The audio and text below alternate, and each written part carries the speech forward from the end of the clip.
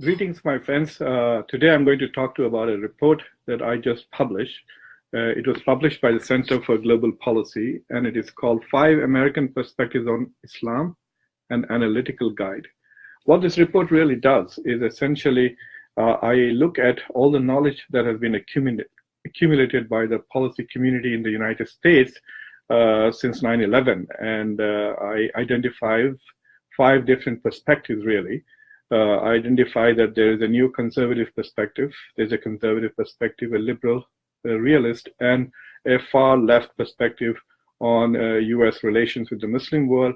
In fact, they also have theories about the nature of Islam and how it should be dealt with.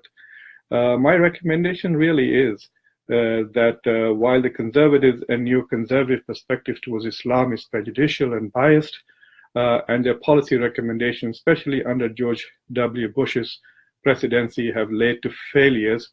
The most prominent failure really was the invasion of Iraq and the violence and the failure of states that it has triggered in the region. To a great extent, the Middle East is on the verge of collapsing if it has not already collapsed. And partly the blame should be placed on US invasion of Iraq. And this was as a consequence of listening to the advice coming from neoconservatives and other conservative experts.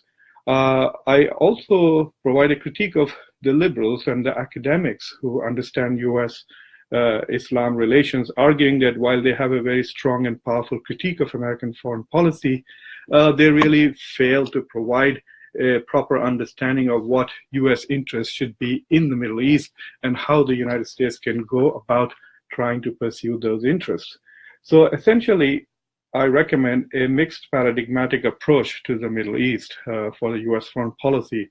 I argue that the US government should pay attention to the critique of US foreign policy that is coming from American liberals, primarily in think tanks in Washington, D.C. and academia.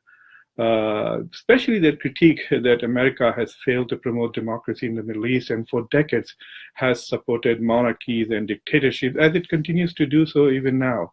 And they feel that as long as there is no self-governance in the Middle East, there will be terrorism, there will be chaos and political instability. However, they are unable to suggest how the United States should go about achieving its legitimate goals in the region. And that is why I recommend that we pay a greater attention to the advice coming from the realists. So this report, I will post a link to this report. It is a bit long, it's about 20 pages, but do pay attention to it. If you're a professor, I think you can use it in your classroom. For courses on US foreign policy, for courses on the politics of the Middle East, and also on how the very idea of Islam is being securitized today in US foreign policy. If you are a reporter, there's a lot of interesting stuff for you here. It will continue to inform you the various US foreign policy decisions and non-decisions that are made in Washington with regards to the Muslim world, with regards to political Islam, with regards to other Muslim countries. It may also provide some insights in trying to understand the antecedents to the current geosectarian and geopolitical crisis that exists in the Middle East.